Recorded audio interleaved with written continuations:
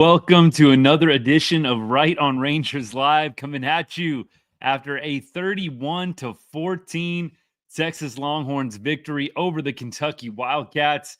We're going to get into everything here in just a little bit, all of the scoring, the key moments, the highlights.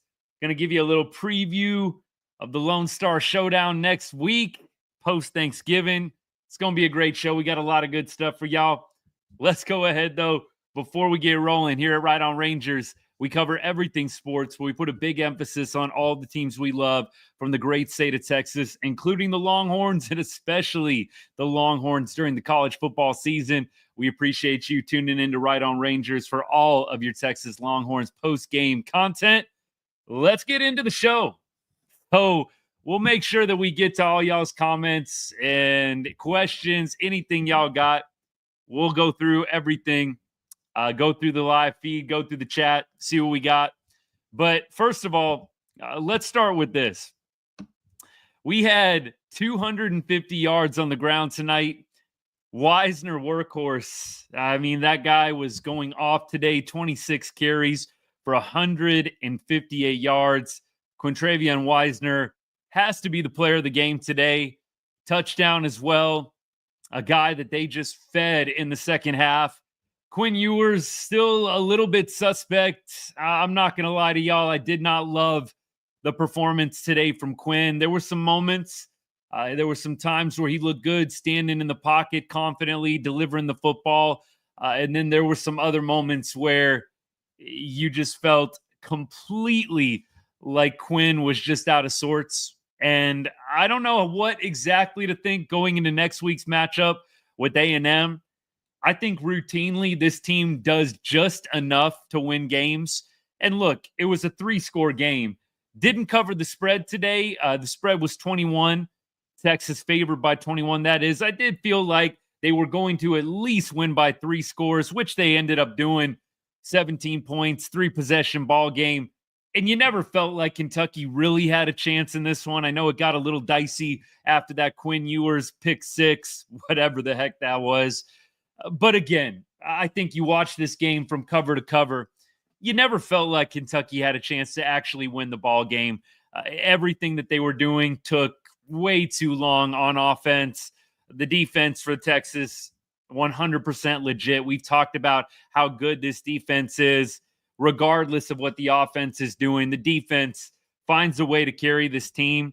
And defense is usually what ends up traveling in big road games. And this defense has shown up on the road plenty of times this year. Michigan comes to mind. Even the Arkansas game last week comes to mind. I think that the defense is 100% showing up next week. Are we going to get a good performance from Quinn Ewers on offense next week? I don't think you felt great about the prospects of that after watching today's game. I said to y'all last week, I really wanted to see Quinn come out with a sound game. He goes 20 for 31, 191 yards. But it did look like late they did not want him to have the ball more often than not, unless it was absolutely required. And look, why go away from what's working? Pound the rock. You had Wisner going off. Even Jaden Blue had a great game today, 15 carries, 96 yards, and a touchdown. My opinion is don't try to fix something that ain't broke. So in this game, the running game, the running backs were moving and were working their way up and down the field almost at will. You really didn't need Quinn Ewers to go out there and sling the ball all over the yard. The defense for Kentucky kind of had a vaunted line coming into this game. I heard a lot about the Kentucky defensive line. I think they got shredded tonight.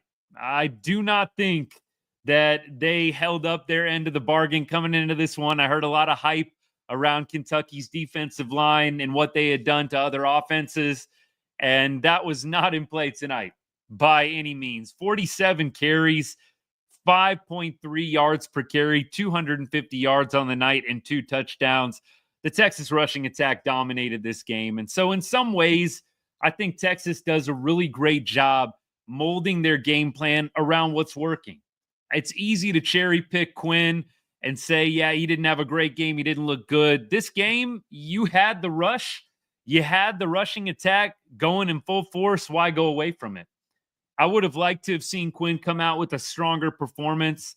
He had some nice throws today, no doubt, but some plays where you just felt like he looked out of sorts. And at this point in the season, I just don't want to see that. I don't need to see dimes thrown, right in the breadbasket 50 yards down the field. But I at least don't want to see plays where my starting quarterback, 10 games in, 11 games in, looks completely out of sorts. And you did see that from Quinn tonight. And I really hope it's something that doesn't rear its ugly head in the Lone Star Showdown at Kyle Field here in a couple of weeks. We'll see what happens. But look, Matthew Golden, huge game from him. We're just going through some of the players of the game, starting with the offense here. And I'm going to get to the comments in a second. I'll break in between offense and defense, look at you guys' comments. So I see some of y'all have already commented. Thank you so much. Appreciate all of y'all. The comments help keep the show fresh. So thank you. So we have Matthew Golden kind of becoming a favorite target, I feel, of Quinn Ewers. Matthew Golden, 7 receptions, 86 yards, had a long of 20. Gunnar Helm with the big day today, had a great catch in the end zone, 5 receptions, 51 yards, 2 touchdowns. Gunnar Helm, kind of the old reliable security blanket for Quinn Ewers. Isaiah Bond coming off of an injury. He got hurt in the Oklahoma game. I don't feel like we've seen the same Isaiah Bond since then. And they said as much on the broadcast. They pretty much said that they are limiting him, and he only had 2 catches for 27 yards today. I don't think they had him on the ground at all. Usually they like to work him in with some of the jet sweeps. You didn't see any of that with Isaiah Bond today. I'll tell you what, Silas Bolden, I think, is going to give me a heart attack. One of these days, Silas Bolden is just going to completely end up costing a football game with the fumbles. I feel like this is at least 2 or 3 games in a row we've seen him fumble the football. He had 2 fumbles today. Fortunately, none of them were lost. But Bolden, my goodness, you got to have ball security. And I feel like multiple times, maybe 3-4 times over the past 2-3 games, you have seen him put the ball on the deck. Got to be better. So Bolden, 2 receptions, 24 yards. The 2 fumbles stand out more to me than anything else. 1 on the punt, 1 after a reception. Jaden Blue lost a fumble. Quinn Ewers lost a fumble. And Jarrett Gibson lost a fumble. Ball security, man. They need to have just a lot of those guys holding that football around campus. I know Sark is doing that a bunch already. Man, they got to get some of those guys just holding a football nonstop. Sleep with that football. 5 fumbles, 2 lost today. You got to feel like ball security has got to be one of the number 1 priorities going into this week against A&M. Let me get to all y'all's comments here. There's the offense. We'll get into the defense in a little bit. There's a lot of positives on the defensive end too. Let's talk about the SEC refs. Let's talk about them. Throw in the comment, man. I have stopped getting overly frustrated about bad refereeing. I just count on it. So I know there were a few plays in this game. It just kind of made you scratch your head with some of the calls being made on the field, but just used to it at this point. This has not been, in my opinion, a great year for refereeing football-wise. It's just something I expect. So I try not to get too upset, especially if it's not like a game-defining play. But eventually that is going to happen. There's going to be some play that makes or breaks the game down the stretch. I don't even want to go there, but I will say I've come to expect the bad officiating. How high of a draft pick is Quinn? I don't think he's helping his stock right now. He does have a lot of tools. He has a lot of the attributes of an NFL quarterback, the arm strength. He does have good accuracy. For me, the pocket presence and feeling comfortable in the pocket, I think he definitely has a little bit of work to do. He stood in the pocket today multiple times, and I felt like looked confident. But then again, like I said, you just had these other plays where he just panicked. And again, I just don't want to see that 11 games in from my starting quarterback.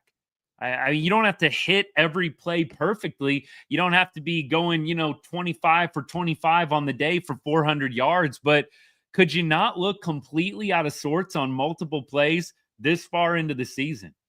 I just don't understand some of the different things that Quinn is doing out there, especially in some of the moments late in this game where you are just like, what am I watching? Like the backwards pass out of bounds. I mean, there's just a number of them that I can call on where, again, it just looks completely out of sorts. And, they were showing Arch a lot in this game. I don't think Arch is going to be coming back in at any point. I think it would have to get pretty bad for them to bring Arch back in. I know that they're going to try and stir it up a little bit drama-wise for TV. But look, the reality is Quinn is the guy. I just hope that they can limit the amount of just total mental breakdowns that he sometimes appears to have at different points in the game. I mean, it just looked a little shaky out there in the second half, especially the injury maybe plays a part into it. I don't know. I'm not going to be able to get all of the different updates post game from the interviews and everything like that. I'll definitely check it out, but seemed like after the injury, he came back very timid. Let me keep going here. Ewers looked flustered. We tried to give Kentucky the game. They just didn't want it. Again, I don't know if the game was ever in question. The defense is just too good. I don't think there was any scenario where the defense was going to give up this lead. It was 24-14. It was a 2-possession game. I really don't think at any moment the game was Kentucky's for the taking. Right? There was no moment where that really happened in this game. Yeah, it was 24-14 late. It ends up being a 17-point game. I think if you watch from the beginning to the end of this one, you come away saying Texas pretty much controlled that entire game, and save a couple of fluky plays, Kentucky never really had a shot in this one. But Ewers in the second half, I do agree, looked flustered, definitely looked like the injury perhaps rattled him a little bit. Who knows? Let me keep going here. Appreciate all y'all. Good game, hard fought. I agree. The defense completely showed out today, though. I mean, you're talking about one touchdown given up. You can't really count the other touchdown that their defense is able to get late. The Texas defense gives up basically 7 points today for all intents and purposes. And it was a dominating effort from them. And we're going to get into some of the stars on defense here in just a second. Hook 'em Horns setting up nicely for A&M. I agree. A little bit nervous about the offense and how they're going to look at Kyle Field. You're going to have a very loud, raucous environment. We'll see what they are able to pull off and put together. I'm sure Sark is going to be holding off or has held off a little bit with the play calling. I'm sure we're going to see some fun stuff dialed up for the A&M game. There's a few plays Steve Sarkisian has been saving for that Lone Star Showdown. So I'm excited there. I do think the defense is going to travel. I think you're going to see the defense with a very solid performance against A&M. The question is, what is Quinn Ewers going to do? What kind of night is he going to have? I think that is the question mark more than anything. I think you can count on the defense to do their thing. Defense has been very, very good all season long. They give up the 30 to Georgia. That's kind of the one blemish. And you watch that entire game. Wasn't really the defense giving up 30 points straight up. Georgia had about 4 possessions that started deep in Texas territory, thanks to the offense fumbling and turning over the football. So I think the defense going to show out tomorrow. Next week. Don't really have any doubts about their play going to Kyle Field. Offense, I'm a little bit worried about, but we'll see. I think Sark is going to have them locked in. I think you're going to see some elite play calling from him. And I think at this point, with the body of work that Sark has produced over his coaching career, I like the coaching matchup in favor of Texas. I think Mike Elko's a pretty solid coach. I think the Aggies got a good one, but I think you go through all the matchups, and Texas should win this ball game. Now, rivalry game, anything can happen. I'm going to see what the odds are right now, just because I'm curious.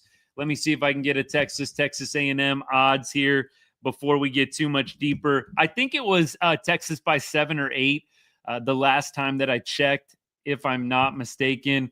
Opening odds released for Aggie's Longhorns. Let's see, 7.5-point favorites. So that's about what I said. And I always throw this in. When a team is at home, usually they say that's worth at least 3 points. So basically what they're saying is Texas is about a 10-point difference in terms of being better than A&M. Look, those are just betting numbers, betting odds, rivalry games. Sometimes you got to throw everything out the window. But I do think this is a game Texas should win. We just have to see what the offense is able to put together. I'm hoping that they saved their best performance for the last regular season game. Let me keep going. Manning time, man. I don't think we're going to see Arch at all. I don't think we're going to see him at all moving forward. I think that we're probably going to see Ewers the rest of the way, barring a major injury. Let me keep on going here. What's up? Some people on YouTube tuning in. Appreciate all y'all. Thanks for the patience. Let me see here. More Arch talk. Sark should have set Quinn to rest him and let Arch get snaps in. Dale, I actually do agree with this. I think late you probably could have had Arch go in and get some more snaps. I don't know what the reasoning is there. Maybe it's still kind of a close ball game. It was 2 possessions, though, and game script was saying hand off the football. So a part of me agrees. I think it would have been a nice opportunity, at least get Arch some game experience there. But who knows? Let me keep going. Ricky Williams, best Longhorn ever. No, I think most people are going to probably give that to Vince Young. You win a championship, I think most people are probably going to give that title to him. I don't know of any player I would say, just in terms of what he accomplished, winning a championship, should have won a Heisman, I think. But look, when you're playing Reggie Bush or you're going up against Reggie Bush, it's tough. I'd say Vince Young, best Longhorn ever. King Twister, what's good? Let's go. Hook 'em horns. Totally agree. Tristan, good to see you, my friend. Thanks for supporting the channel. Appreciate you. Let's go Longhorns. I think as we go down, I don't know if I would say Kentucky put up any kind of great fight for me. I don't think that they looked in control at any point in this game. Yeah, I mean, did they make it interesting late? Sort of, but kind of a fluky play gets them to 14 points. And I really, really don't think anybody that watched this game all the way through ever thought Kentucky had a shot. Jeff, what's good, man? I'm an Aggie fan, but I don't hate Texas. I'll even root for them whenever I can. Hey, look, it's been a little while since we played the Aggies. 2011. It's always a fun rivalry. A&M steals some games here and there. It's a pretty lopsided rivalry. I mean, we went through it. It's like Texas 76, A&M 30, I don't know, 30-something. But it's always fun. And I think at Kyle Field, that environment's going to be crazy. I think I told y'all last week, tickets are going for like $700, $800 up in the nosebleeds. It's going to be fun. It's going to be a lot of fun. Jeff, we were kind of talking about this, actually. The comment says, you put Arch in, you're just begging to blow everything up with drama. And I totally agree. You really don't need to get Arch in the mix unless there's an injury or it's a blowout, or, Quinn is just completely soiling the bed. I mean, look, today I wouldn't say he was doing that. There's the one turnover, the fumble lost, but look, it wasn't that bad. It didn't look great. Quinn could have looked a lot sharper, in my opinion. You would have liked to have gotten a more dominating performance from him going into the A&M game. That being said, I don't think anything that we saw from him today is bad enough that we should be putting in Arch Manning. Let me keep on going here. Appreciate all the comments, by the way. Thank you so much. Let me keep on going. From the opening, I agree. Texas was locked in. The defense especially. I'm going to talk about that defense right now. Anthony Hill Jr., let's talk about that dude. He is a freaking monster. Anthony Hill Jr., 10 total tackles, 2 sacks, had another tackle for loss on top of the 2 sacks. That guy is a beast. Like, that's why I was saying a little bit earlier, I'm not worried about the defense. There are just too many standouts, too many studs on this defense. Yeah, I'm a little bit concerned about the offense, Quinn, but I'm not concerned at all about the defense. And I know that A&M's got the new quarterback in the mix that's bringing a whole nother dynamic to their offense. But at this point, there's 4-5 games of film on him. I really think that they're going to come into the ball game pretty well prepared. Let's check out the A&M game right now, by the way, since we're playing them next week. A&M right now in a game with Auburn. It's 0-0, 11:28 left. Looks like A&M has not yet possessed the ball. Auburn is getting close to scoring. Wouldn't that be crazy? I don't know how it all shakes out. If A&M loses this game, that puts them 5-2 in conference. I think if they beat Texas, they still would have a shot at SEC championship, even with losing this game. But wouldn't that be something, them dropping this one? Auburn 4-6 right now. Yeah. Jeez. I mean, obviously, go Auburn. Sorry about that, Jeff. Go Auburn. But I will say, I think either way, Texas A&M, even with a loss today, Aggies still have a shot at the SEC championship, beating Texas. I think that would pull pretty much everybody to 2 losses in the SEC, and then you go to all the tiebreaker head-to-head stuff from there. So we'll see what happens in this A&M game. It's 2nd and goal right now on the 2-yard line. Game just started, so we'll see. More, though, on the Texas defense here. We had a few other standouts. Man, what a play. I don't know if y'all saw the interception by McDonald. That was an incredible interception. Hands fully extended, fingertip catch with the ball behind him. I thought that was such an incredible play from McDonald there. That was early on in the game. And then Makuba had an interception. So you intercept twice. Don't know if there were any fumbles recovered. Let me see here. We had 2 fumbles recovered. That's right. 4 fumbles total from Kentucky, 2 recovered by the Texas defense. The ball was bouncing all over the turf today, was it not? I mean, Texas had 5 total fumbles, 2 lost. Kentucky 4, 9 total fumbles today. It was a little bit sloppy at times in this one, but the Texas defense absolutely came to play. Sorrell, 5 total tackles. Makuba had 5 total. Let's see, we had Trey Moore with a sack and a half, 4 tackles. I'll tell you what, we had Makuba with a pass deflection, a pass breakup. Muhammad had a pass breakup. There were a lot of guys on defense that showed out today. Love to see it. 2 interceptions, 2 fumble recoveries, 4 total turnovers today for the defense. You got to love it. Like I said, I feel very good about the defense next week going to Kyle Field. The kicking game, Burt Auburn goes 1 for 2 today. I think I told y'all a couple weeks ago, Burt Auburn just doesn't feel completely like the same dude from last year. I know the numbers aren't bad on the year, but it just feels a little shaky this year. And going along in that same vein, Silas Bolden, the 2 fumbles today, the one on the punt as well. Lucky that he got that one back. A little shaky today with some of our boys on offense, but hopefully Sark, great week of practice, has them all ready to go to head down to College Station. That's going to be a huge game. Texas in the driver's seat. You hope that they can seal the deal, get into that SEC championship game. You feel like if they make it to the SEC championship, they're all but a lock to get into the college football playoff. Win or loss, I feel like they make it to the SEC championship and you're getting in. I don't know if they can lose against A&M and still be in the college football playoff. I think it's possible, but you feel like they make it to the SEC championship and they're for sure getting in. I really can't see them dropping completely out of the top 12 with a loss in the SEC championship game. We'll see what happens. Tristan, thanks for the update. Touchdown Auburn. Let's go. Touchdown Auburn. Wouldn't that be something if Auburn is able to beat A&M? Again, I don't think it matters a whole lot.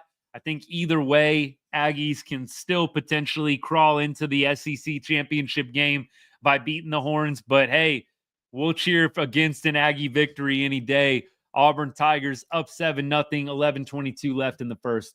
Let me keep going here. Yeah, South Carolina, no doubt. South Carolina's been knocking off some teams this year, man. I 100% agree with that comment. Don't take them lightly. What's Kentucky's record? Bad.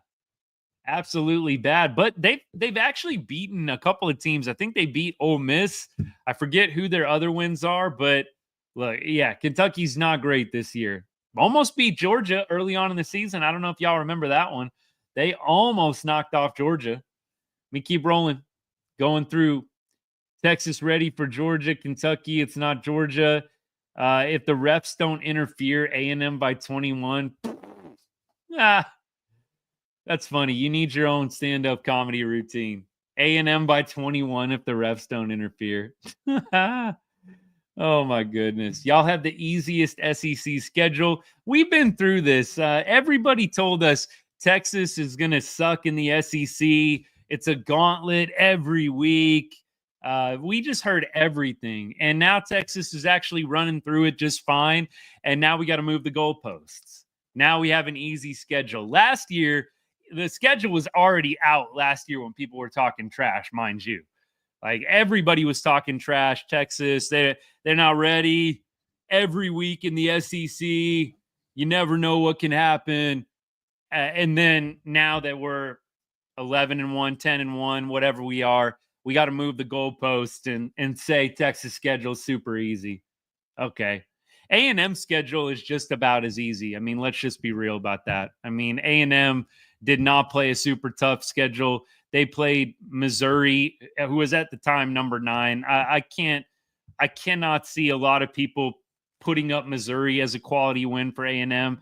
LSU, at the time, that was a big win. Not anymore. That's the other thing that people do with Texas. Like, you haven't beaten anybody in the top 25. Well, the top 25 changes all the time. We actually did have some top 25 wins, but then teams lose afterwards, which you can't control. And it's the same thing for A&M. Like, they beat number 8 LSU at the time at home. LSU, I don't even think they're ranked anymore. Missouri, I think, is still ranked in just barely the top 25. And I don't know what Mizzou did today. Let me see if I can pull that up. Mizzou today, did they win? Yeah, they won 39-20 today. But Mizzou's got 3 losses.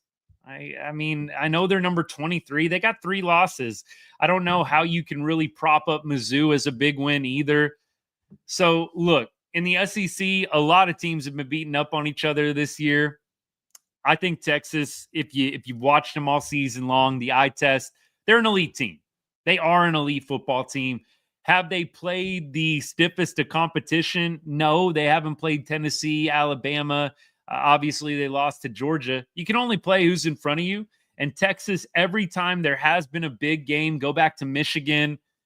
You know what? The Vanderbilt game on the road, Vandy just having knocked off Alabama, coming off a bye week. Texas handles them just fine, but you don't get any credit because, of course, those teams go on to lose games after the fact. It is what it is. You can only control who you have in front of you, and Texas is taking care of business with the one hiccup, the one exception being the Georgia game. All right, y'all. We keep rolling with the comments. Let me see what else we got here. Appreciate all y'all tuning in. He was so good when he was the main guy. Who are you referring to there? Put that in the comments for me. I'll be happy to get back to it. Let me go to YouTube. I know I got some more comments on there to take care of. Oklahoma, Alabama. I hate to say this, go Sooners. I can't stand Alabama, but I hate the Sooners. Yeah, I got to say, I probably would be cheering for Alabama. Haven't even thought about it, but I'd rather see Bama win than Oklahoma. I really can't stand Oklahoma. I am definitely going to be cheering for Alabama in that game. Yeah, it's a tough one. Can both teams lose? I mean, I would prefer that, but I think, yeah, the reality is I'm going to go with the team that's not the direct rival. I mean, Oklahoma, A&M, the two teams that I never want to see win a football game. So I'm going Alabama tonight, and that's all heart. I think they're going to win anyways. I haven't even looked at the matchup, the line, the spread, anything like that. But I wish both teams could lose. If Alabama and Oklahoma could both lose in the same game, that would be preferable. But since that's impossible, I'm going to say OU. I would love to see lose tonight. They've had a rough season. A lot of people, I think OU, definitely had a little bit of an interesting year last year. They did beat Texas last year. I don't know what people completely expected from them coming into the SEC, but it's been a bit of a nightmare season for them to start out. We shall see how tonight's game goes with Bama and with OU. That game starts, should have started already. There must be a game going on right now that's holding it up a little bit. But Alabama visits Norman. 8-2 Bama, 5-5 OU. We'll see what happens in that one. Let's see, though. Right now, we got the A&M game. 7-0 still Auburn. A&M driving, though. Reed is the quarterback for A&M that we were talking about. And Marcel Reed definitely has injected some life into the A&M offense. Had a little bit of a rough game against South Carolina.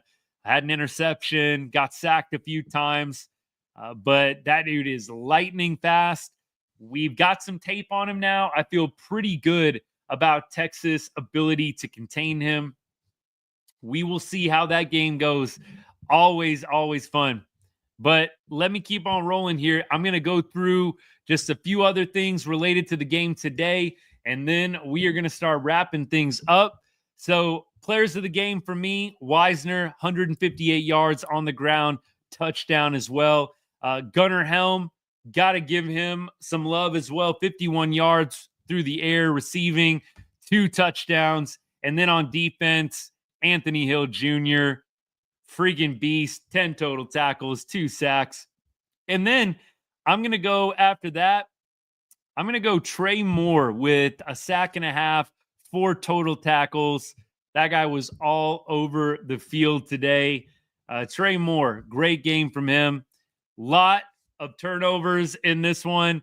Longhorns had 4 turnovers on defense. Winning that turnover battle is huge. It's going to be fun next week in College Station. We'll be back next Saturday to talk all about it. Let's see what game time is in that one. Let's see if we can get a start time. Hopefully prime time, all eyes on it. That's the way it should be. 4:30 p.m. looks like. ABC, prime time, all eyes on that game. You love it. You love it. And if Texas A&M wins today, the matchup becomes a little bit bigger. They take a loss, and I think suddenly it doesn't look as fun of a matchup. I'd rather probably the matchup be as big as possible. But you know what? Like I said, I'm never going to be upset when A&M takes an L. And it looks like Auburn has the ball back. Hopefully they can drive down and score another one here. Let me keep going. Michigan won 30-something to something. Very descriptive. Very descriptive. I did see Michigan won today. I don't know what the score was or anything like that, but let me see if I can find out. I'm looking through the top 25 scores right now. Colorado lost today. Wow. Kansas knocking off BYU, then knocking off Colorado. BYU lost again to Arizona State. Jeez. And definitely some upsets here in the top 25. Penn State almost got knocked off. Look, and that's the other thing too. Let's talk a second about Penn State. So I know that there was a lot of trash talk with, some of the Big Ten teams and Texas being ranked over them. For me, this kind of stuff right here, Penn State barely beating a 6-5 Minnesota team. You say to yourself, how good really is the Big Ten? You just don't know. How good really is the Big Ten? I think Ohio State is legit. I'm definitely not going to sit here and try and pretend like they're not. I think Oregon can ball. But you think about a team like Penn State, who right now is number 4 in the country. I mean, I just don't understand how you can sit there and try and pretend like Penn State is super elite, barely beating Minnesota. I mean, look, how good really are the Nittany Lions? Who knows? That's why I think the playoff is going to be great. You're going to see how these teams stack up in the very first round.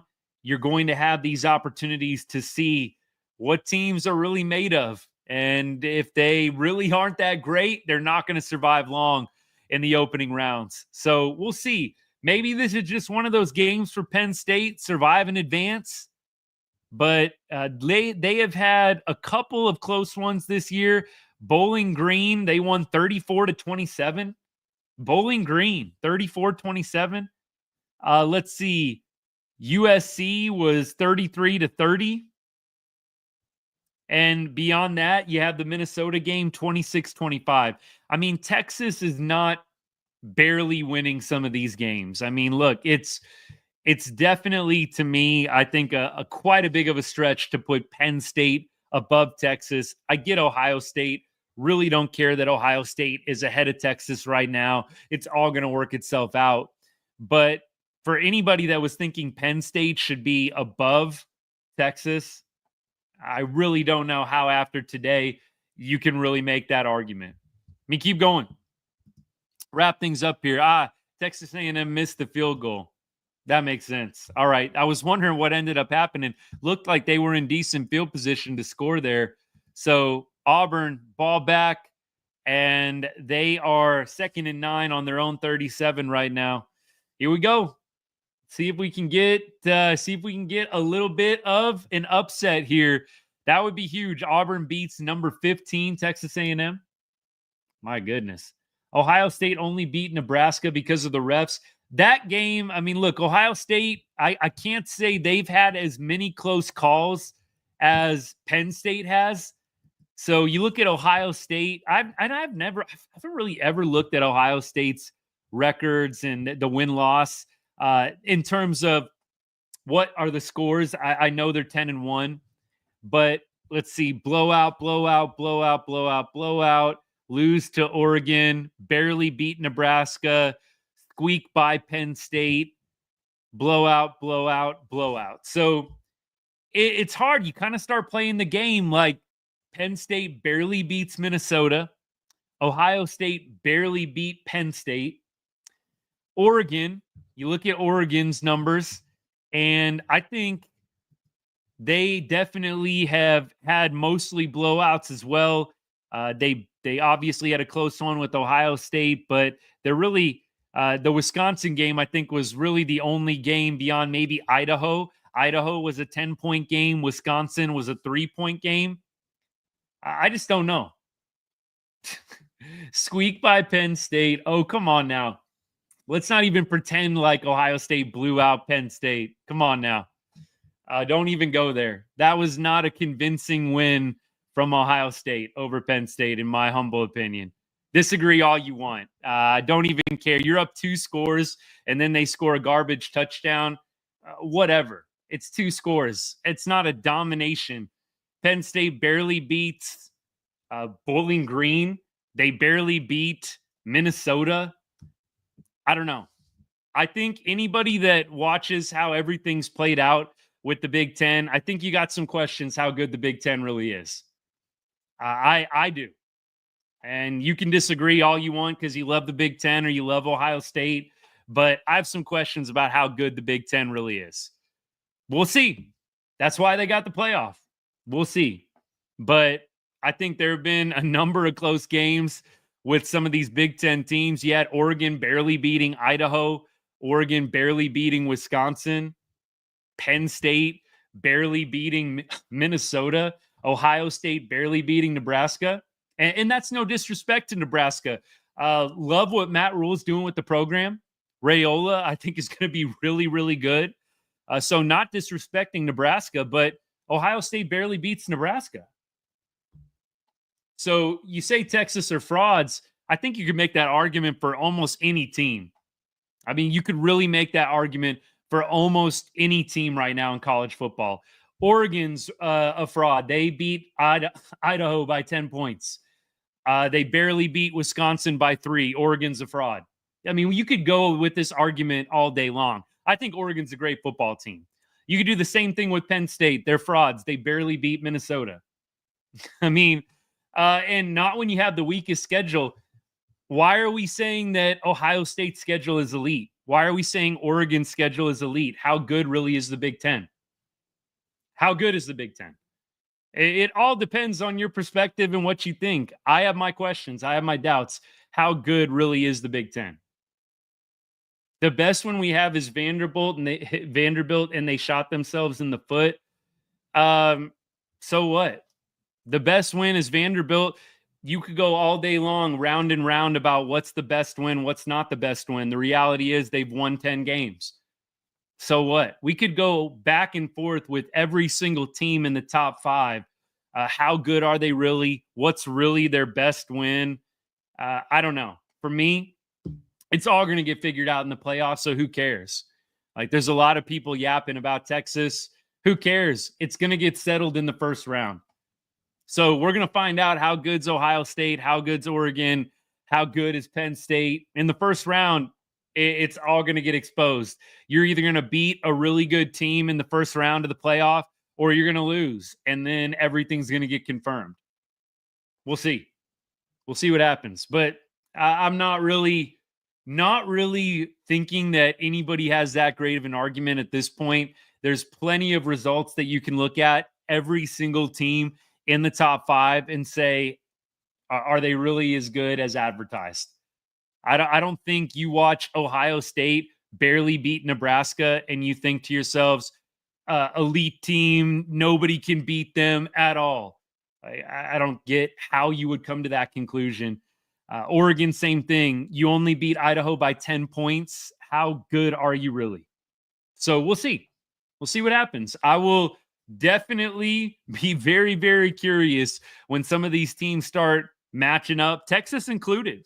I think next week is going to be a pretty big week.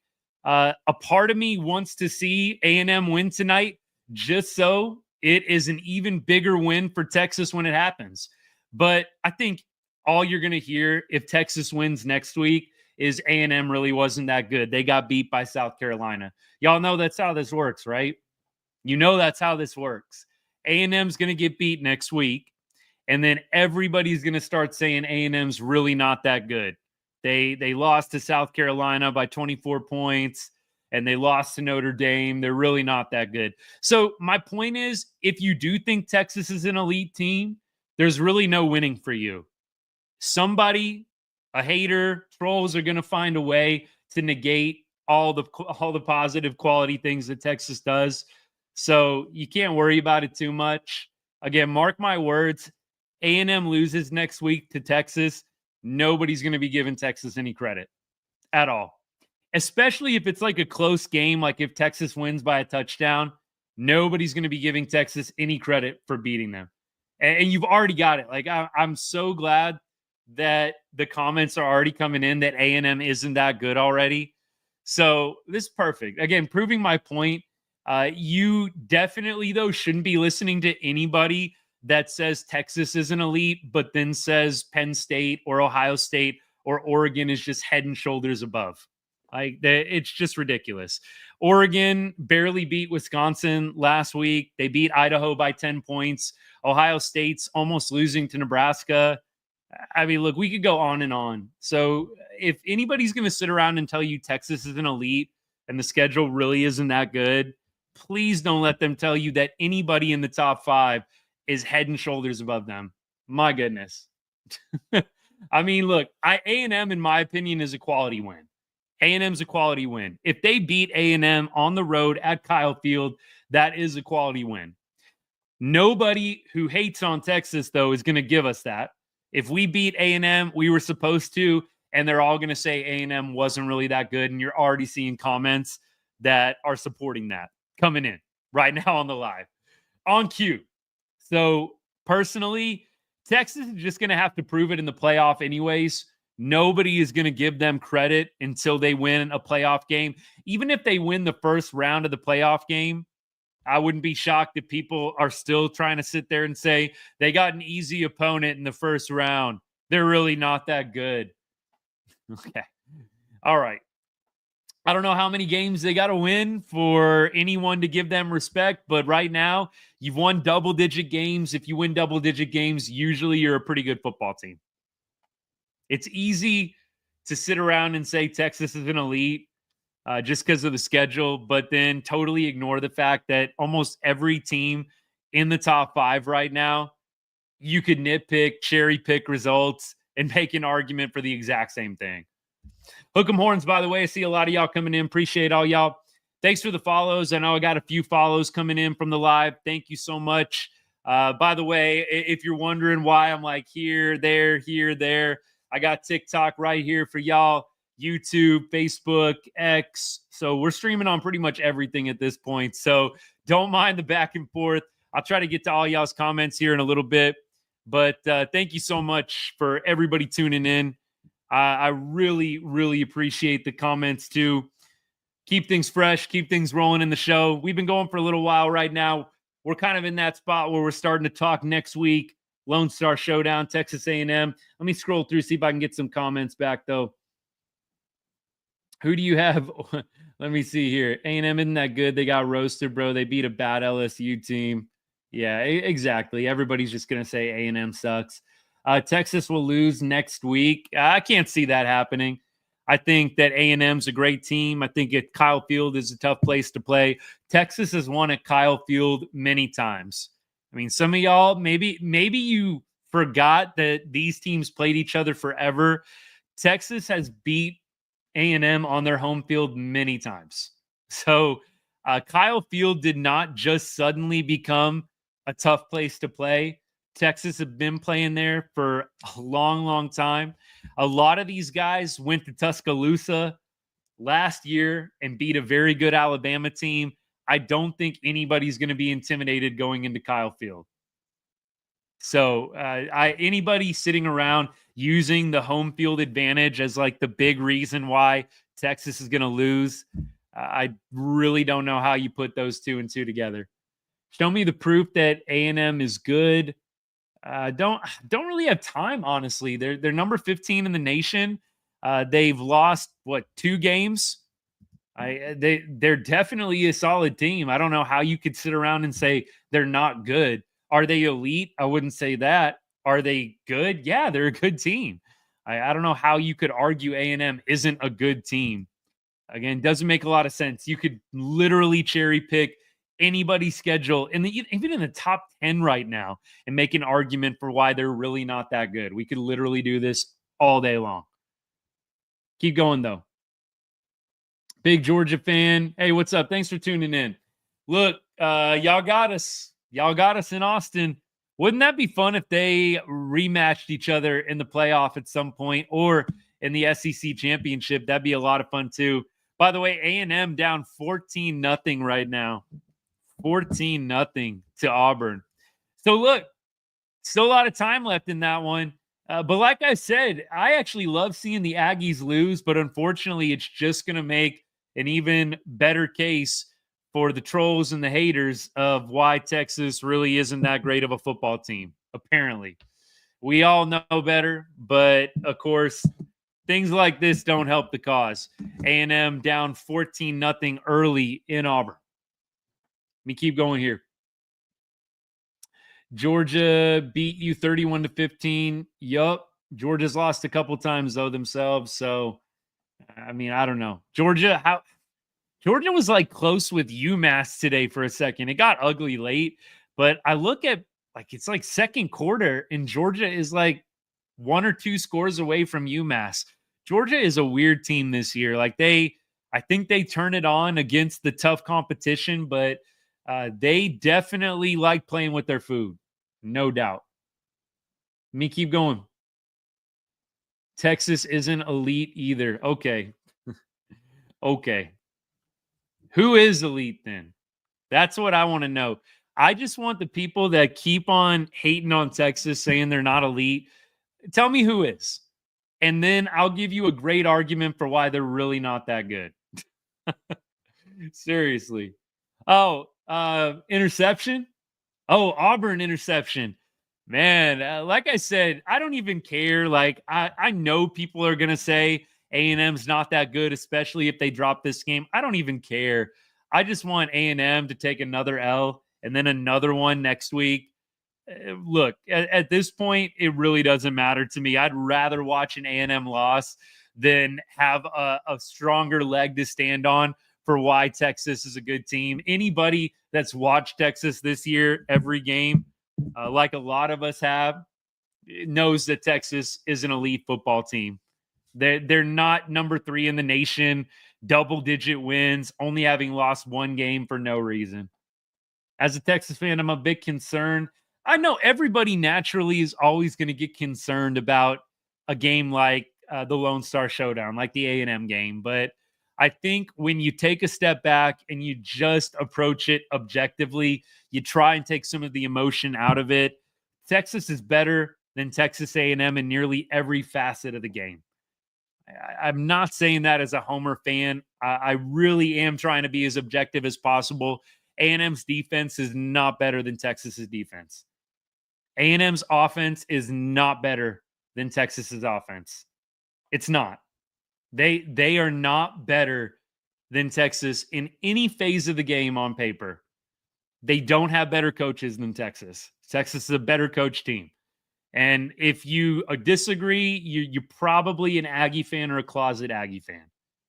Like there's no phase of the game that the Aggies are better than the Longhorns in. That's fine. Hunter Primetime, baby. Aggie fan, am I right? Aggie fan, gotta be. Closet Aggie fan, if not.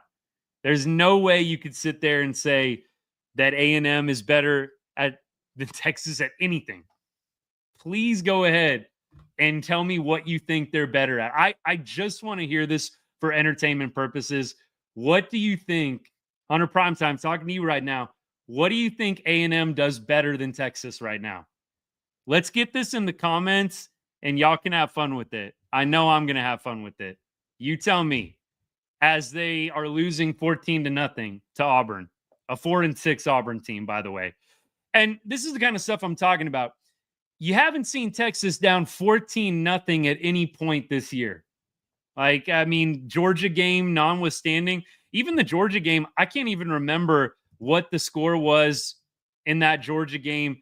It was 21-14 going into the fourth quarter in that game. Quarterback is better than yours? Oh, my goodness, no. Oh, my goodness, no. Y'all really think just because Reed had 2 good games, y'all think that Reed is better than yours because he had 2 good games? Thank you for adding some comedic relief to the live. I appreciate it. Anybody saying that Reed is better than Quinn Ewers at this point? What, just because he's got wheels? He's a little bit better? He's faster, so he's better? Okay. You can't make some of this stuff up. Aggie's quarterback, as he has an interception tonight, took 3 sacks, lost to South Carolina last week. Who on earth would be saying that Reed is better than Ewers? Ask Nick Saban about Jordan Haight Stadium at night. Fill in the blanks for me. Manning is better. I agree. Manning is better, I think, than probably Ewers, and definitely better than Reed. Ewers is absolutely better than Reed. I have no idea how you can make that point. Reed is fast. That's about all he's got. He hadn't looked good the past couple of games. I don't think he's going to look good against Texas. Texas got some dogs on defense. They've got speed, and they've got about 4 or 5 games worth of tape on Reed right now. Reed had a great first game, and that's because there was no tape on him, and they didn't prepare for him. LSU did not prepare for Reed. So he had 1 great game, and now we're crowning him as better than Quinn Ewers? Come on now. Come on now. All right, let me keep going here. Jordan Hare, yeah, sorry. Look, so be it, whatever Nick Saban said. Going back to the original point, I don't know how any objective person says that A&M is better at anything than Texas is. Let me just end on that point as we wrap things up on the show tonight. I appreciate all y'all, and thank you for the follows. I'll go through one last time, comments, questions, but I don't even think it's worth wasting breath on what A&M might be better at than Texas. Let me keep going. Let me keep rolling through. Think we're good on YouTube stuff. Who's my least favorite NFL team? Least favorite NFL team has got to be Eagles or Giants. Look, the Giants, at this point, you kind of start feeling bad for them. I probably got to go Eagles at this point. But I'm a Cowboys fan. A lot of y'all know that. So Cowboys, Longhorns, Texas Rangers. Those are all the teams I love. From the great state of Texas, Dallas Mavericks as well. We're a little busy with football right now, but we'll get into the Mavs eventually. Appreciate all y'all tuning in. I'll go Gamecocks. Hey, South Carolina's got something special this year. Like they, I think, had to figure it out for a little while at first. Like they were just kind of figuring it out, but they've been putting together some impressive wins of late. They're 7-3 right now. They lost to LSU. They lost to Ole Miss. They lost to Bama. Close one. They lost to Bama. South Carolina, I like their squad. I really do. I watched pretty much the entire Missouri game, Missouri, South Carolina. That was an epic finish. A lot of fun. They're a fun team to watch. They really are. So, look, they won today playing Wofford. All these SEC teams playing the cupcakes at the end of the year. I don't think Texas did that. I know we did it at the beginning a little bit, but I just don't love to play a cupcake the second to last week of the regular season. In my opinion, you should get the cupcakes out of the way right away. Let's see. I think y'all would lose to South Carolina. Now, you're just saying that because you guys lost to South Carolina. Makes you feel better. Be honest. I mean, come on. I don't think anybody can sit around and say Texas would lose to a whole lot of teams at this point. I can't think of a whole lot of teams I would go in and say Texas is going to be an underdog in this matchup or that matchup. I think Texas would probably be an underdog, maybe in a Georgia rematch. I think they would probably be an underdog potentially against an Ohio State. I don't think Texas is going to be an underdog in a lot of matchups, period. I would be shocked if they are underdogs in more than 3 matchups with any college football team left standing. I would be shocked. Now, Texas, Carolina, Texas SC would be a great game. I think that would be a great game. I'm not saying Texas blows them out, but I don't think Texas is going to be an underdog in that game or not favored in that football game. Let me keep going here. We have, let me see, a couple more YouTube comments here. Who's my pick, Detroit or the Colts? Are they playing each other? If they're playing each other, absolutely, Detroit's winning that football game. I'm not betting against the Lions a lot. I'm not betting against them a lot. I mean, let me put it to you that way. Some people were taking Jacksonville plus 14 last week against the Lions.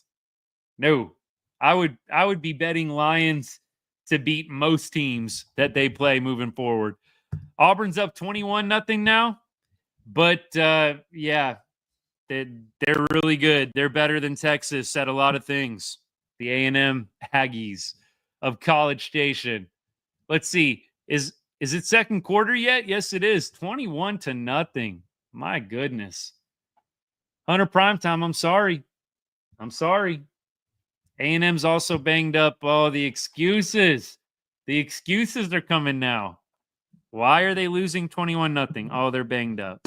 You do know that Texas is on like their 3rd string and 4th string running back right now, right?